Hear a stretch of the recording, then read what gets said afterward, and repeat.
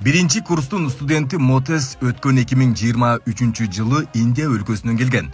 Учурда Жалалабад мамлекеттик университетинин медицина факультетинде дарылоо иши боюнча окуп жатат.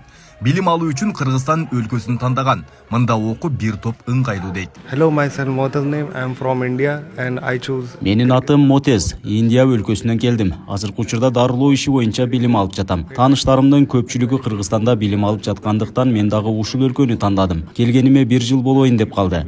Кыргызстан, анын ичинде Жалалабад мага жакты. And the food we given inside the very good. Бишкекте болгон окуя Жалалабадта окуган чет өлкөлүк студенттерди да кабатырга салган. Бирок окуу жай жетекчилиги ошол күндөрү көзөмөлдүгү өтүп, коопсуз болду дешет четтен келген студенттер.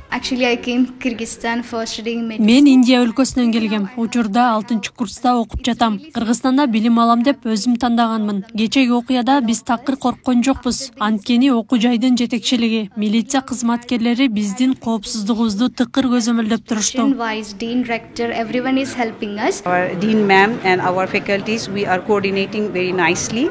Кыргызстанда 2018 жылдан бери медицина факультетинде иштеп келем. Бул жерде абал жакшы, баары достук мамиледе. Бишкектеги кырдаал учурунда окуу жай жетекчилиги биз үчүн, студенттер үчүн жакшы камкордук көрүштү. Биз ыраазыбыз. Our exam systems is avian systems. On portal they are entering and giving the exams on due times. Жалалабад мамлекеттик университетинин медицина факультетинде жалпы 2700 студент чет өлкөдөн келгендер. Анын көпчүлүгү Индия, Пакистан өлкөлөрүнүн жарандары. Бишкектеги окуядан кийин чет өлкөлүк студенттерге онлайн режимде билим берип, аларды көчөгө чыгарбай жатышкан. 21 майдан тарта студенттер офлайн режимине өткөрүлдү. Эч кандай андай нерсе катталган жок. Себеби ошол башталган учурдан баштап бизде бүт бардык студенттерди эми сыртка чыгарбадык. Себеби жетиштүү общежитияларыбыз бар, ошолордо жашашат.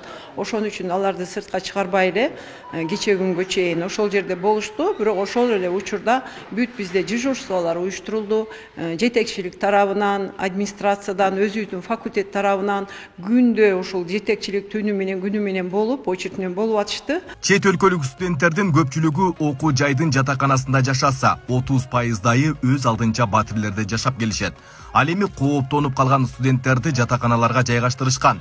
Бишкектеги чыр чатактан кийин өз өлкөсүнө кайтып кетебиз деген учур Жалалабадта катталган эмес. Укук коргоо органдары студенттердин коопсуздугун көзөмөлдөп турушат. Бишкектеги окуядан кийин бүт график дежурстволор, күзөт ууду менен биргеликте иштеп, алар өзлөрүнүн охраналарын көбөйтүп, бүт патрулдарды көбөйтүп, ошол жатаканалардын тегерегинде ошондой эле улуттук коопсуздук комитетинин кызматкерлери менен чогуу биргеликте студенттердин арасында түшүндүрүү иштери жүргүзүлүп, андай иштерге барбашык экенин түшүндүрдүк. Себеби деген өзүңүздөр массалык маалымат каражаттарынан көрүп турдуңуздар, ар түрдүү провокациялык видеолор, сөздөр тарап атты. Ошолордун баарына жаш балдар, жаш кандуу студенттер, ошондуктан алардын баардыгына түшүндүрүү иштерин жүргүздүк, аракет кылдык.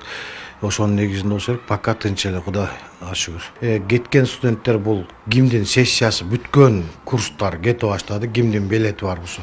А так мындай коркуп, чочуп кетүү жок, баардыгы азыр зачет экзамендерин тапшырып жатышат. Эске салсак, 13 май күнү кечинде Бишкектин чыгыш тарабындагы жатаканалардын биринде жергиликтүү тургундарды чет элдик жарандар сабап жаткандагы видео тараган. Ага байланыштуу 17 майда жатаканадан анча алыс эмес жерде чогулган топ чет элдиктерди жоопко тартууну талап кылышкан. Кыргызстанда 28 миңден ашуун чет өлкөлүк студент бар. Басымдуу бөлүгү медицина багытында билим алышат. Айбек Исабеков, Самирбек Тойчубаев, Регион.